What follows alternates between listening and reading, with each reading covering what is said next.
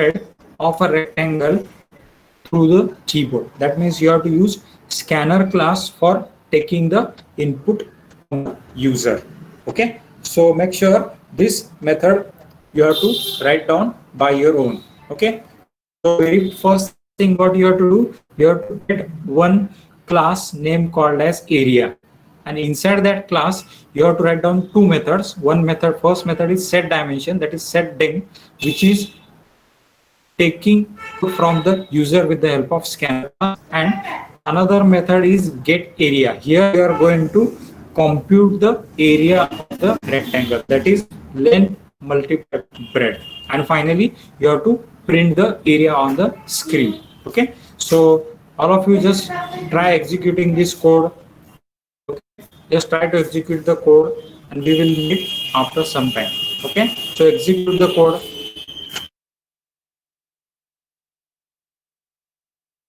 If you have a doubt, you can tell me in chat box. Very simple program. Here you have to create two constructor, and according to that constructor you have to work on it.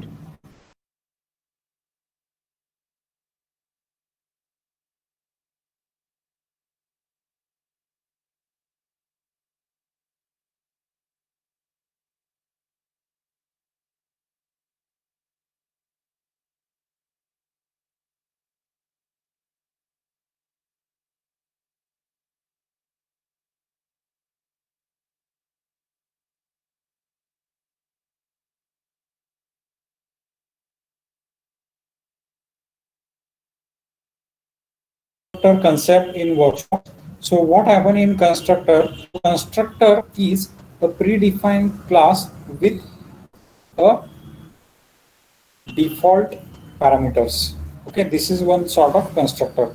Now what do you mean by constructor chaining? So chaining is like one after other, one after other. So you know, okay, so the same concept we are using it here. So we are creating a number of constructor and it will gives you the environment like a constructors are chaining. Okay, now we will discuss this experiment number 6 in detail. Okay, so the aim of the experiment is to demonstrate the constructor chaining concept.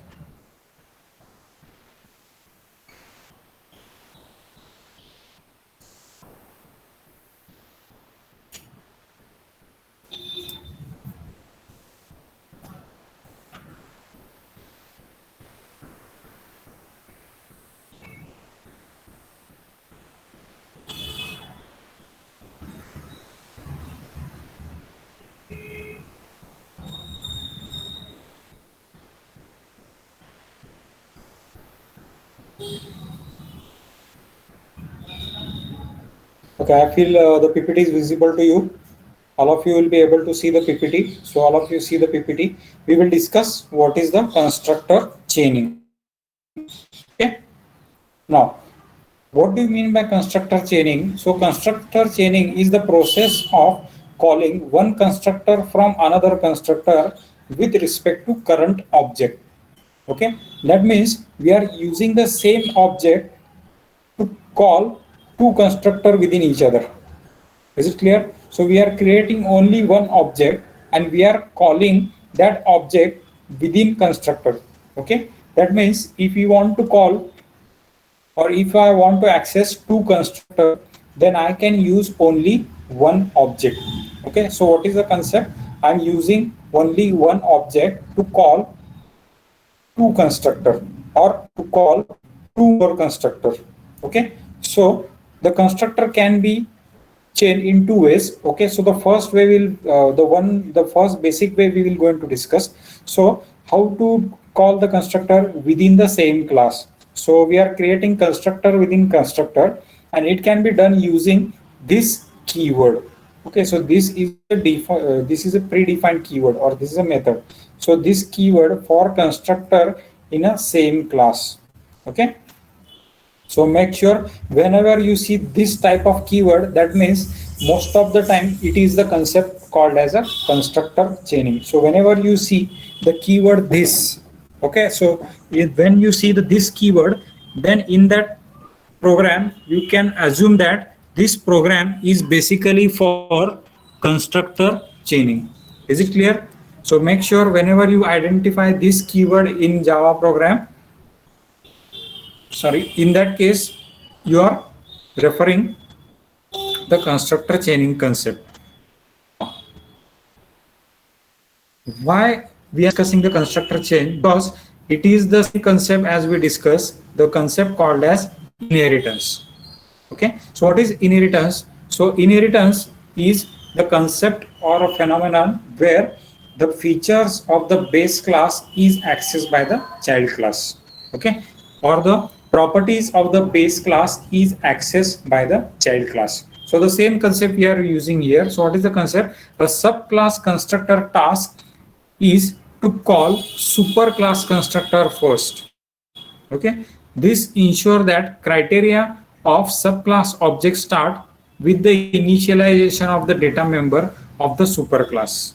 Okay, this could be any number of classes. There could be any number of classes in inheritance chain. Okay, so every constructor calls the chain till class at the top is reached. Okay, so there can be any number of constructor or there can be any number of child constructor, but the superclass should be one. Okay, so there will be only one superclass and rest all other are the child class. Okay, so this is the basic concept of inheritance that we are using in constructor chaining. Then why we require constructor chain? Okay, there should be some significance. There should be some requirement. Okay, so why we require? So this process is used when we want to perform multiple tasks in a single constructor rather than creating a code for tasks in a single constructor. So what happen? Suppose there are multiple tasks we want to perform from multiple constructor. So apart from using multiple constructor for multiple tasks, what we can do, we create a single constructor and we will perform multiple tasks within that single constructor. Is it clear? So that is the purpose of constructor chaining. So a single constructor will be used for multiple tasks. That is a advantage or that is a purpose of constructor chaining. Okay, then we create a separate constructor for each task and make their chain, which makes the program more readable. Okay, the another advantage of constructor chaining is we can write a suitable program which will be easily readable. That means the concept which are written in the program is easily accessible or easily understood by the programmer or the person who is not written down the program. Okay, that is called as the program which is more readable. Fine, now we will move ahead. Now here is the basic example of the data flow or information flow of the constructor chain. Okay, so what we are doing, so as I mentioned earlier, we are creating multiple tasks within a single constructor. Okay, so here I am creating my class, that is my base class. Within that base class I am creating multiple constructor. Okay, so my first constructor is my class, another constructor is my class with string s argument, then another constructor is my class with string s and integer 2 argument. Okay, so how many constructor I have created? 1, 2 and 3. So here the first constructor is without parameter. So this my class constructor, there is no parameter. In second my class constructor I am passing string s as a parameter. In third constructor, that is my class string s, I am passing 2 parameter. Which 2 parameter? String s, that is the name, and integer age. So these 2 parameter I am passing. And finally from main class, that is public static void main, from main method I am calling only one parent class. Okay, so what happen? I am calling only one class, or I am calling only one object, and it will create varieties of instances. Okay, so this we are going to demonstrate. But before going for demonstrate, just look at the diagram so that you will get clear view of the data flow. So what happened? So as you know, whenever you see the main method, okay, public static void main, I think the arrow is visible to you, all of you. So here public static void main, string arguments, and I'm passing the arguments. So this is my object. My class object is equal to new my class. So here I'm creating only one object. Okay. Now how the program flows or how the execution flows, that we will discuss. So whenever I created a new my class, so it will go to directly the public my class. Then it will go to the first my class. Okay, because I have created my class name new my class, so it will go here. Then afterwards it will check. So this is a keyword. Okay, this keyword, that means this constructor. For this constructor, I have my message is beginner's book. So for this constructor, the value is beginner's book. Then afterwards, again I'm calling this constructor. The next time already this class is executed, then it will go to this statement. Okay, then it will read string s. Okay, and here the string s value is s. Then again I am calling this class. Then again it will go to the third class, that is my class, string s and integer age. So I am passing here two parameter s and age. Okay, so this way it is going to execute. That means a same constructor, that is my class, this constructor will create a number of tasks, or it will execute, or it will perform number of tasks whichever I given to him. Okay, now we will see one demonstration of the program, how this constructor chaining is happening. Okay, so wait for some time, I'll just share the screen. And for your information, I am using the core Java and I'm using Windows 10. So these programs are based on Windows 10. Okay.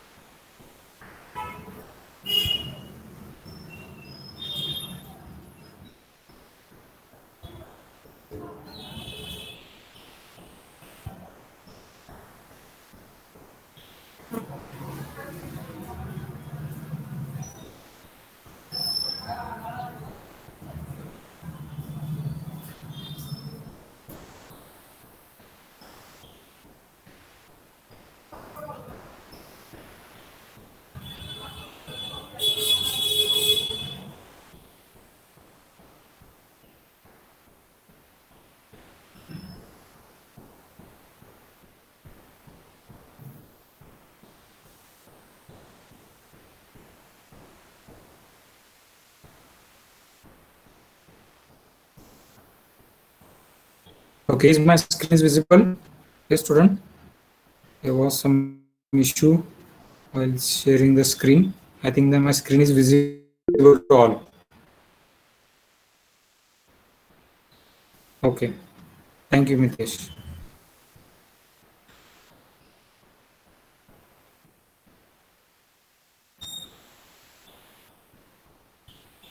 Okay, so all of you see in the screen. So we have one program. Is this notepad is visible to all? Yes, is this notepad is visible to all? Type in chat box. Is this notepad is visible? Yes, sir, it is visible. Okay, thank you very much. So all of you see in the program. So we have discussed in the slide that the flow of the program. Okay, so as you can see in the program, this is my main function. Okay, as you can see at the bottom, this is my main function. So whenever you invoke or whenever you start a Java program, it will start with the main function. But before that, I have created varieties of constructor, and I have assigned different tasks to this constructor. Okay, so here we are using a simple Java program to construct the or to illustrate the constructor chaining. Okay, and I'm using this keyword. So there are two ways. First is this keyword, and another is some. The second one is the different one. We are not discussing that one. So first is we are using this keyword. So here I am creating the class temp. Okay, and I am creating the default constructor.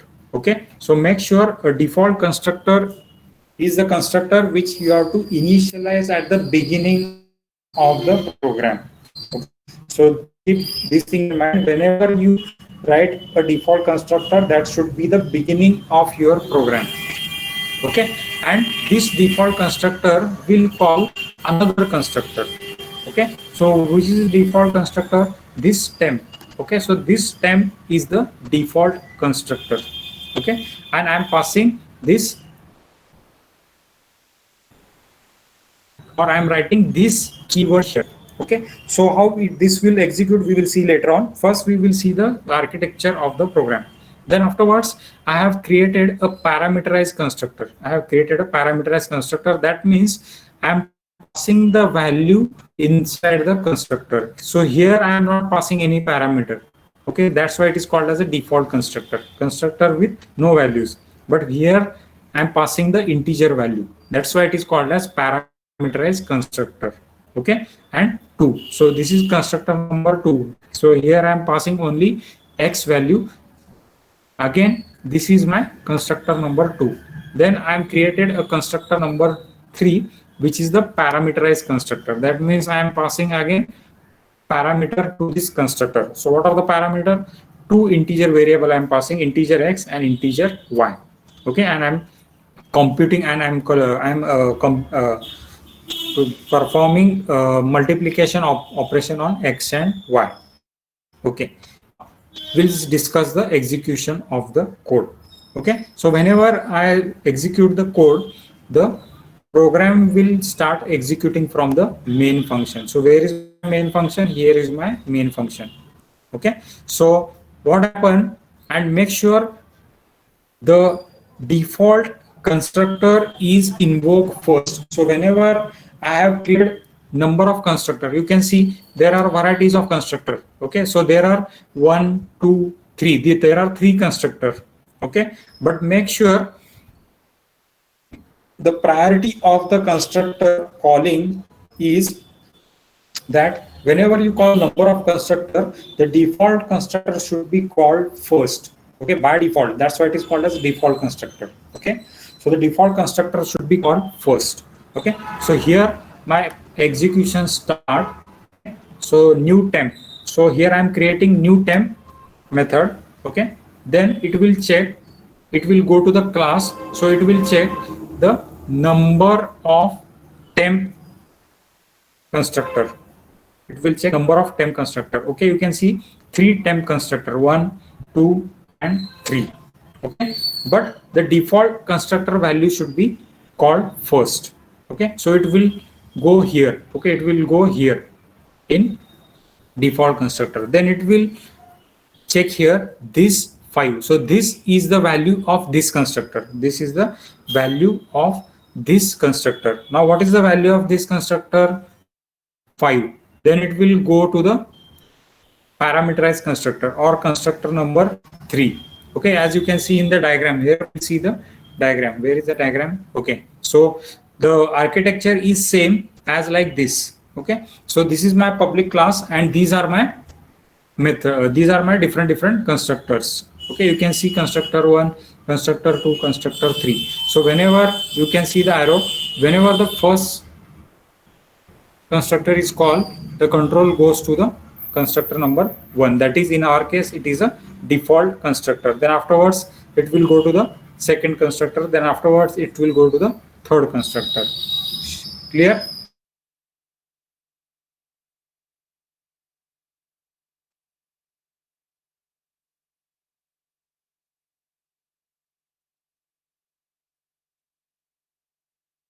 will be the value of integer x, that is 5 is pass and integer y is 15. So here it will print 5 multiplied by 15, that is 75, it will print. Okay, then afterwards it will go to the next constructor. The value of constructor is 5. Here I am passing only 5, so it will print 5, and finally it will go to this constructor. Here the constructor value is empty, that is the default constructor. You can see the message default constructor. Okay, now let's execute the code and see output. Meanwhile, okay, this is meet. Fine.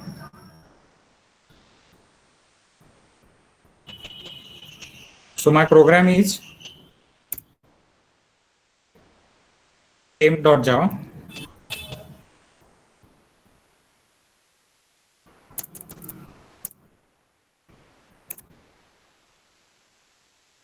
Okay, output is visible. So the first output is 75. Okay, see the program. So that means it will print the first parameterized constructor, though it will call the default constructor. That means while the flow of execution is default constructor first, then rest of the constructor, but at the time of printing it will print the parameterized constructor first. Okay, so what will be the value? 5 multiplied by 15, so it will print the value as 75. Then here I am passing only the 5 parameter, so you can see in the output the next output was 5, and final output is the default constructor, that is the last value. Is it clear? So this is called as the constructor chaining. Now you may feel, or you may get a question in your mind that these are varieties of constructor. Okay, these are varieties of constructor. In case here I have written only 3 constructor, so how many maximum number of constructor you can write? So it depends upon you. That is one example, that is one question. Then another question is, if this sequence I change, so instead of executing the default, or instead of writing the default constructor here, I write the parameterized constructor, whether the output will change? Nothing, it won't change. Okay, as I mentioned earlier, the execution scenario, default constructor will get the first priority, but while printing it will print the parameterized constructor. Okay, just check the output.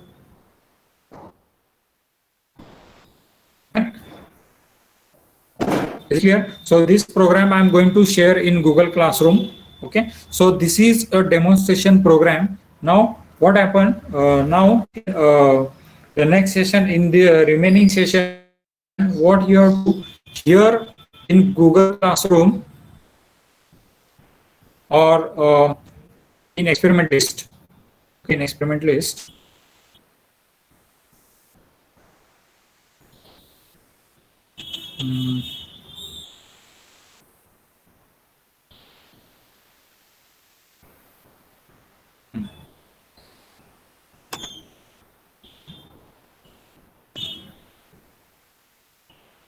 okay, in experiment at bottom you can observe the do it by yourself experiment.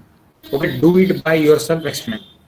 Okay, so in today's session or in remaining session, what you have to do, you have to execute the first program, that is 5 bikers compete in race such that they drive at a constant speed which may or may not be the same as other.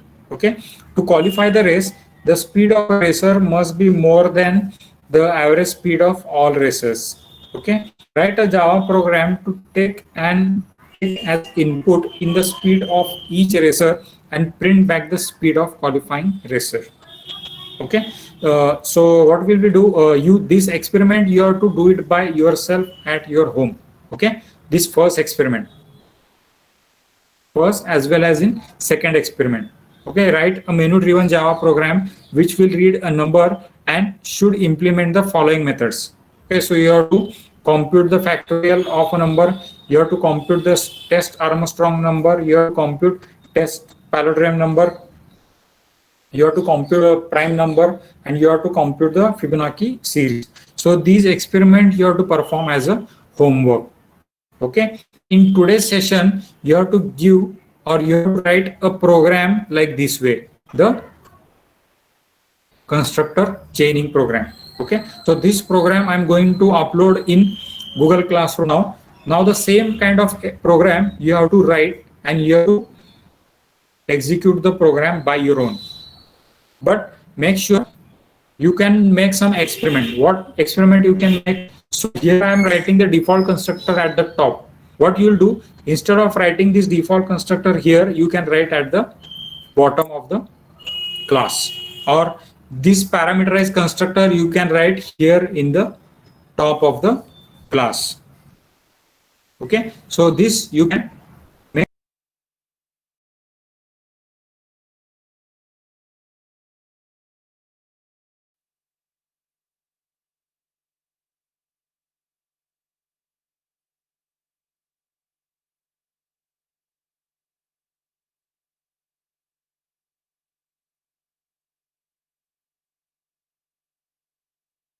Okay.